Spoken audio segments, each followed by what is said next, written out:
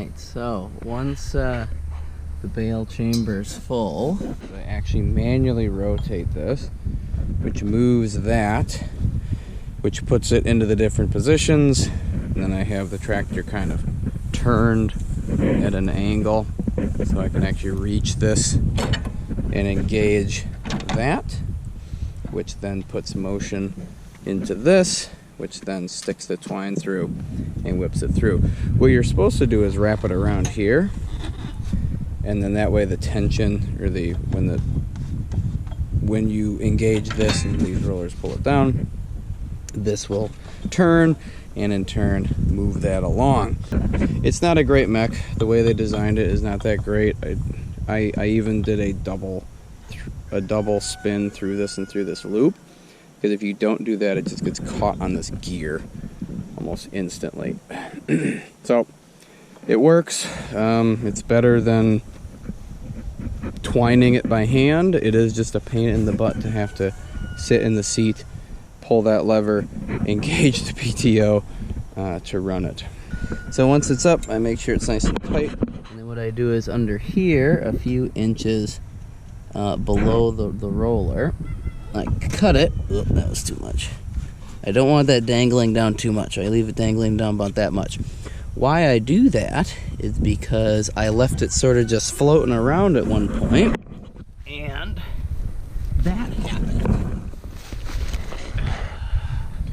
It wrapped all around in there, and I'm gonna have to rip this out at some point. It's really tied up in there. In fact, it's really bad on this side. It got so bad that one of these actually broke off on one of the roundups. I think it's the one, or one of the teeth broke off on the top up here. Oh well, live and learn. So that's why I make sure that it sits like that, and then it works great. So yeah, so I don't have a rear hydraulic remote, and I didn't want to install one, so I just threw this $100 hand pump on here to open her up, which works good enough. Ooh, look at that bale. Look at that exposed bale. All right.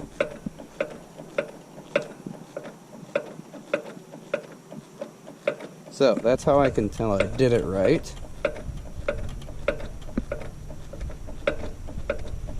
Or that I'm not on an angle.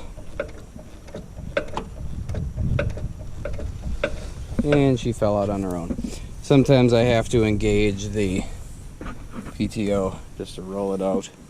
And then what I do is I take my last little piece here, yank it tight, and I can't really do it with one hand holding the camera, but I tie it around this end here.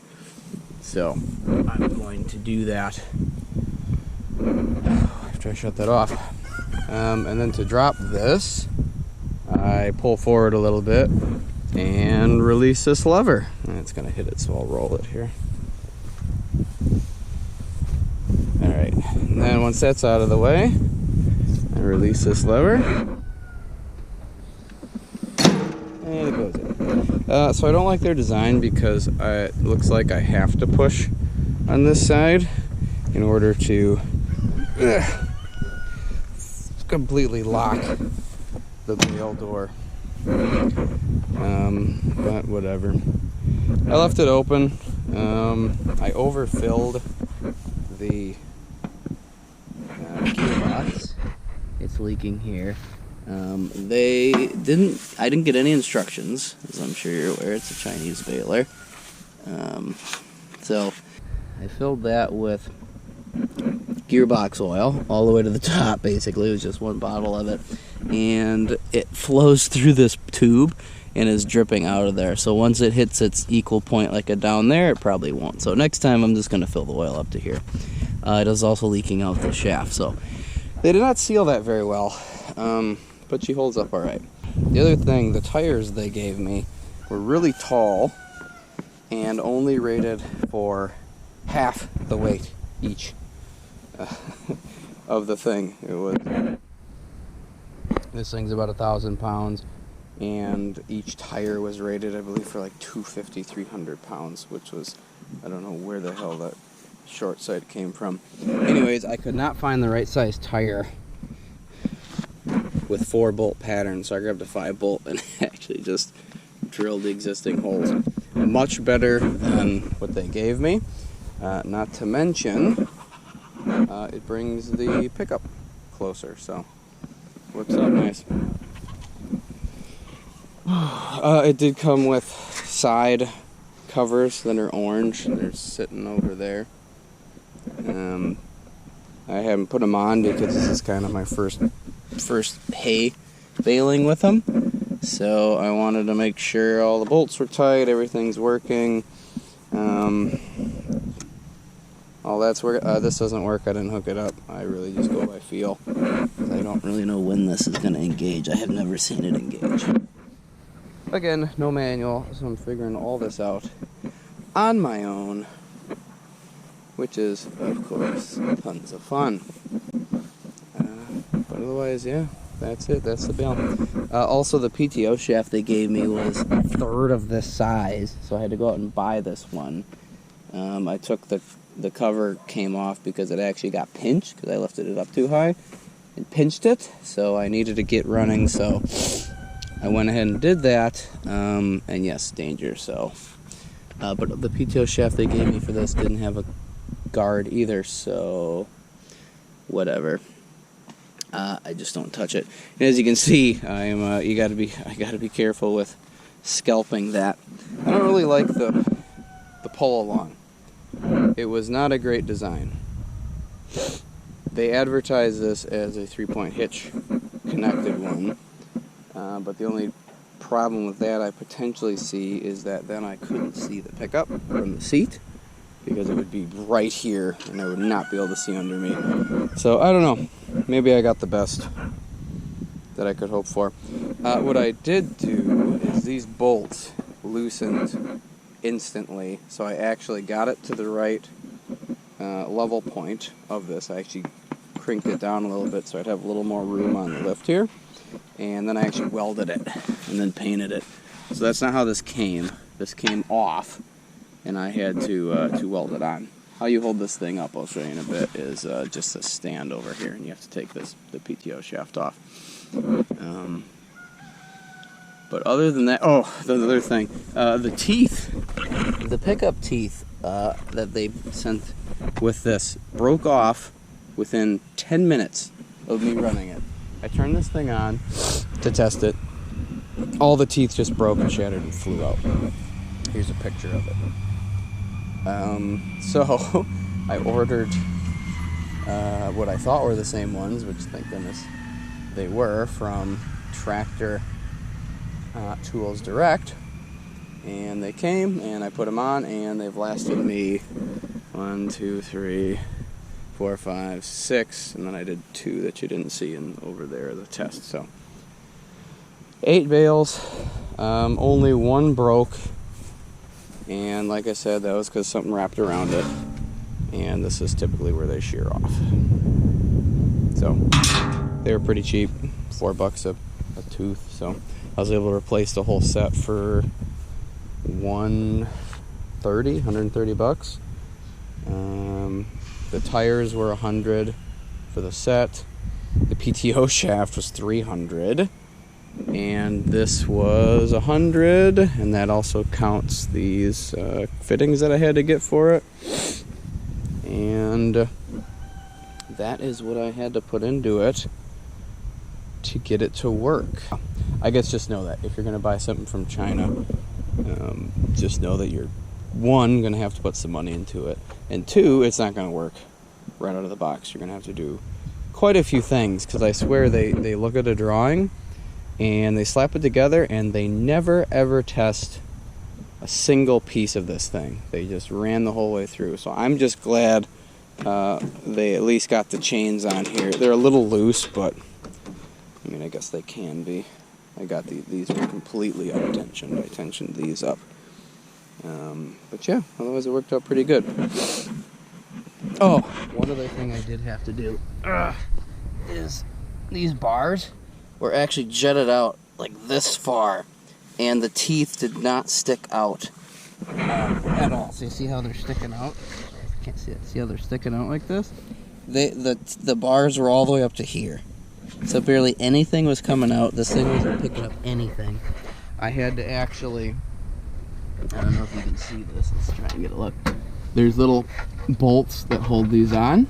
And what I ended up having to do, there you can see it right there. There's little bolts right here that hold this on. So I had to jack this up and add an extra hole ahead of this one and then push it forward that hole. But that interfered with that roller, so I had to then cut each one of these off. There's 11 of them. After I did that, and replace the tires. I had to do the tires because they were too big and they were broken. They was wobbling all over the place. Drill holes, angle grind, replace the teeth, and then it actually picked up. To get the Bale door to work, I mean, I don't really fault them for that because they gave me the cylinder. They gave me only one hose on this side that I couldn't have used. They didn't even give me a return hose, so they must have thought I would just bleed it. But I don't have a rear remote anyways. This is the BX23S series, so because of this special ROPS bar, the kit that mounts to the ROPS does not really work, does not fit here perfectly. I could get it put in somewhere, like, I don't know, hang it out over here, I don't know. But then I'd have to do hoses, and I wouldn't get the nice thing, and that kit's like $300. Sorry, that's off topic. Anyways, that was my whole thing.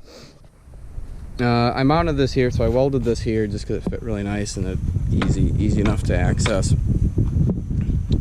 get at the whole thing.